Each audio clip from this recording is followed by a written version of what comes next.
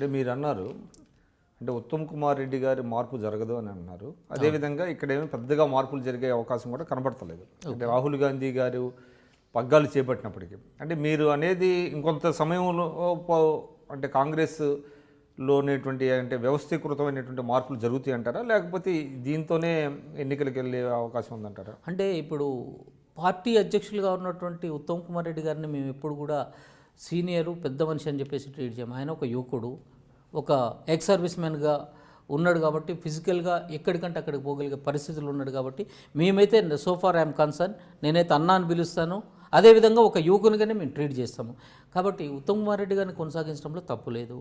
ఇంకా ఉత్తమ్ కుమార్ రెడ్డి గారు కింద నేతృత్వంలో పనిచేయటం కోసము ఆయా నియోజకవర్గాల్లో యువతని ప్రోత్సహించడానికి ఏ విధమైనటువంటి కార్యక్రమాలు చేస్తారనేది ఖచ్చితంగా చేస్తారు. రేపు అధిష్టానము ఉత్తమ్ కుమార్ రెడ్డి గారి విషయంలో ఇంకేమన్నా నిర్ణయం తీసుకోవాలన్నా కానీ ఉత్తమ్ కుమార్ రెడ్డి గారి సహకారంతోనే ముందుకు కొనసాగుతుంది తప్పితే ఇది వేరే విధంగా కాదు. ఖచ్చితంగా యువతకి పెద్దపీట ఈ రాహుల్ గాంధీ గారి నేతృత్వంలో వేస్తారని చెప్పేసి మేము ఘంటాపథంగా చెప్పగలుగుతాం. అంటే వలసలు ఉండమంటారా మీ పార్టీ నుంచి? వలసల గురించి మీకు మాట్లాడాలంటే మా సీనియర్ లీడర్ గురించి దురదృష్టకర పరిస్థితుల్లో మాట్లాడాల్సి ఉంటుంది. ఇంతకుముందు మా సీనియర్ లీడర్ గుత్తా సుఖేందర్ రెడ్డి గారికి కాంగ్రెస్ పార్టీలో సముచితమైన స్థానం ఉంది. అంటే ఒక one of the important leader. అటువంటి పెద్ద మనిషి ఏదో మంత్రివర్గంలో స్థానం కల్పిస్తున్నట్టు పోయిండు. తర్వాత రైతు మీరు నువ్వు నా పార్టీకి వచ్చేసేయి నీకు మంత్రిని చేస్తానని చెప్పేసి ముఖ్యమంత్రి గారు చెప్పడంతో పోయిండ్రని చెప్పేసి చెప్పినారు. తర్వాతకు వచ్చేసరికి ఆ మంత్రి అంటే ఎప్పుడైనా కానీ టీఆర్ఎస్ పార్టీలో ఎవరైనా చేరినరు అని అంటే ముఖ్యమంత్రి గారు కలిసేది ఒకే ఒక సందర్భంలో, ఫస్ట్ అండ్ లాస్ట్. ఎప్పుడు పార్టీలో జాయిన్ అయ్యేటప్పుడే. అప్పుడే ధృతరాష్ట్ర కౌగిలి వాళ్ళకి ఏది లభిస్తుంది, అదే చిట్ట చివరి చూపు. ఎందుకంటే గుత్తా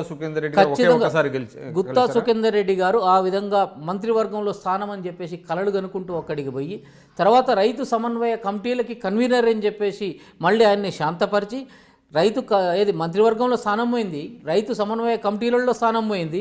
చిట్ట చివరికి ఆత్మన్యూనతాభావంతో ఆత్మవిమర్శ చేసుకుంటూ అయిష్టంగా తప్పని పరిస్థితుల్లో టీఆర్ఎస్లో బతుకుతున్నాడు.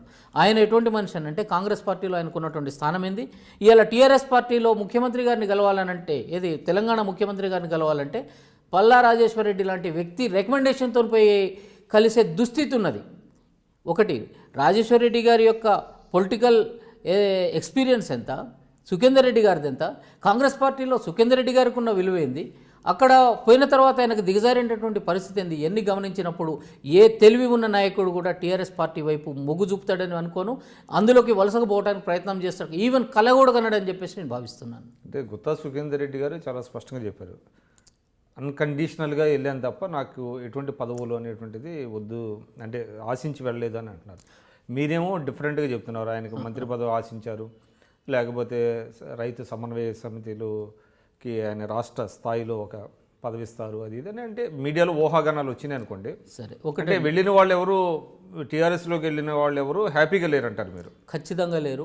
ఇంకొకటి ఏదైనా అట్లాంటిది ఏమన్నా ఉంటే కేసీఆర్ మన పక్కన కూర్చోబెట్టుకునే చెప్పాడు కదా, ఇక సుఖేందర్ రెడ్డికి నేను మంత్రి పదవి ఇస్తున్నాను అందుకనే వస్తున్నానైతే కూర్చోబెట్టి చెప్పే పరిస్థితి లేదు. ఏదున్నా కానీ సందర్భాన్ని బట్టి కానివ్వండి, లేకుంటే ఆయనకు ఉన్నటువంటి ఇంటర్నల్ మిత్రుల ద్వారా కానివ్వండి సమాచారం పాస్ అవుతుంది. దాన్ని బేస్ చేసుకొని మీతో మాట్లాడటం తప్పితే మనకైతే ప్రత్యక్షంగా మనం వినేది కానీ అవకాశం అయితే రాదు. రెండోది ఆ మాట రైతు సమన్వయ కమిటీలు అయితే బాహాటంగా పేపర్లలోనే వచ్చింది, ఆయన్ని చైర్మన్ చేస్తారు అని చెప్పేసి. మంత్రివర్గం గురించి కూడా అదే వచ్చింది. తర్వాత అపాయింట్మెంట్ దొరకటం లేదన్నది కూడా అదే వచ్చింది. ఈ విధంగా ఏదైతే మేము మాట్లాడినామో ఖచ్చితంగా నగ్న సత్యాలు, ఏది మన నిప్పులేందే పొగరాదు అని చెప్పేసి అంటారు కదా, ఖచ్చితంగా ఇటువంటి నగ్న సత్యాలు ఇవి. సరే, ఒకవేళ సుఖేందర్ రెడ్డి గారు కనుక ఇది చూసినట్లయితే ఆయనకు కూడా తెలుస్తుంది, ఆయన బాధపడేది నేను చెప్పేది కరెక్టా కాదన్నది అయితే ఖచ్చితంగా తెలుస్తుంది. మీరు చూస్తున్నారు ఐ డ్రీమ్ న్యూస్ని. మీరు చూస్తున్నది ఐ డ్రీమ్ న్యూస్. అంటే కళలని నిజం చేస్తూ ప్రజలకి నిజాలని కళల ద్వారా తీసుకొచ్చే ఐ డ్రీమ్కి మై బెస్ట్ విషెస్. మీరు చూస్తున్నది ఐ డ్రీమ్ న్యూస్. మీరు చూస్తున్నారు I dream channel. For more videos please subscribe I dream. మరిన్ని వీడియోల కోసం ఐ డ్రీమ్ ని సబ్స్క్రైబ్ చేయండి. Please subscribe I dream. And I am very much satisfied with the way interview went on. Kindly subscribe to I Dream. For more videos, subscribe to I Dream. And loads of fun entertainment and content. Do watch I Dream.